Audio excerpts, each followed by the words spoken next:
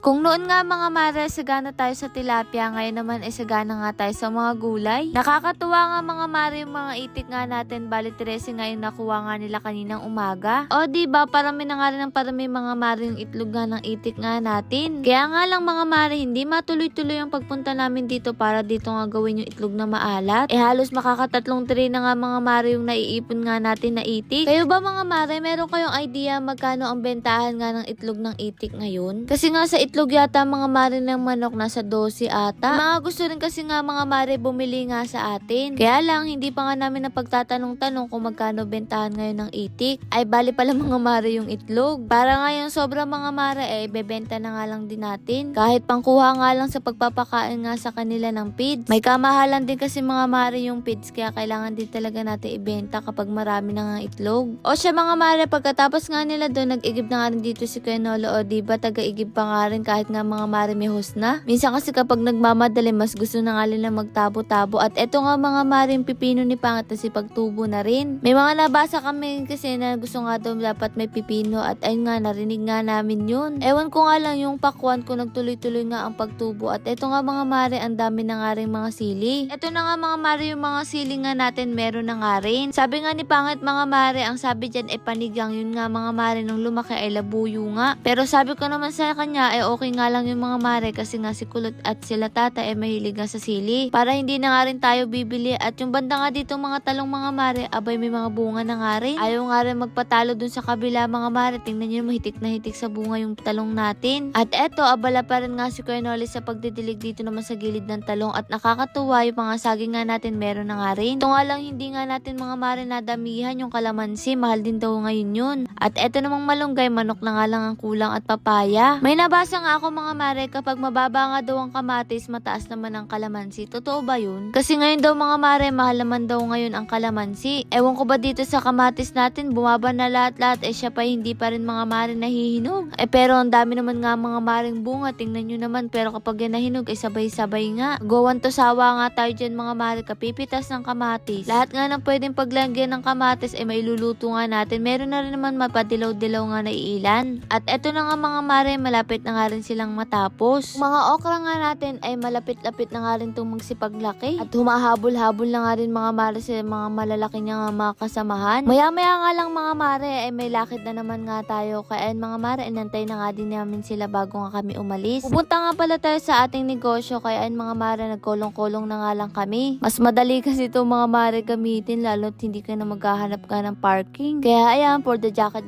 pa nga ang mga taong to. Nga maagang maaga kami pupunta dito mga mare, kasi balak nga na mag-inventory sa Korean Crave. Kaya lang mga mare, abay si Gael nga ay hindi nga nagpapatulog. Tapos 4 na nga mga mare ay hindi pa nga rin tulog. Bale din na lang nga namin yung laptop para nga makapag-type nga mga mare ng item. At dito nga lang pala ang negosyo natin sa Centro Mall, Malolos, Bulacan. Kaya naman mga mare, kapag nagawi kayo dito, punta kayo sa okay natin. Syempre sa Korean Crave din. At eto, nakilala tayo ni Kuya, kaya maraming salamat po. Palagi nga daw nanonood nga mga mare yung asawa niya, kaya maraming salamat sa pagsubaybay nyo. At eto nga rin yung baby. Nakakatuwa kasi pati bata mga mare ay kilala nga tayo. Kaya naman eto't mga mare, umakyat na nga rin kami pagkatapos nga namin bumili dun. At eto nga si nanay, kilala rin tayo. Maraming salamat po. Darating nga lang daw niya galing ng Dubai. At talaga namang inaabangan nga daw tayo mga mare, kaya buti na nga lang nasaktuhan nga din tayo dito. Nung mga oras nga na to, nag-type na nga rin kami dito mga mare, at inaasikaso ko na nga rin to para ipiprint ko na nga lang. Si Pangat naman ay nag-aasikaso nga rin dito sa cellphone. At habang nag-aasikaso nga ako dito mga mare, nakilala nga kami ni ate, ka nagpicture nga din kami. Ito lang naman kasi yung kaganapan nga natin mga mare kahapon. At syempre kumain nga rin tayo ng okoy. Ito talaga yung isa sa binabalik-balikan nga namin ni Pangat mga mare, etong lumpia, kasi napakasarap naman talaga ng suka. O siya, sino na nga mga mare nakakain dito sa okoy natin at sa Korean Crave. Marami rin kasi mga mare nagsisend sa comment section na pumunta nga sila at talagang may picture pa nga sila, kaya maraming salamat po sa suporta nyo sa ating negosyo. Hindi naman nga mga mare halatang gustong-gusto ni Pangat hinigo pa nga etong suka, kasi masarap naman talaga, saktong-sakto lang yung asim. Eto nga mga mare, pauwi na nga rin kami kasi nga paggabi na nga rin. At eto, nakilala nga tayo ni ate at nagpicture-picture na nga rin kami dito. Thank you sa inyong lahat. At eto nga si ate, namamasyal nga lang daw siya at sakto nga nakita nga tayo. Shoutout po sa inyo. Buti na nga lang may liwanag-liwanag pa nga rin pag alis nga natin dito mga mare sa Centro Mall. Pero pag uwi natin, madilim na rin talaga. Magbibigay pa nga rin tayo ng munting regalo sa mga nakapalo at nag-share ng ating vlog. Lord, maraming salamat sa lahat ng blessing at syempre sa inyo mga mare. Paano ba yan? Bukas na lang ulit.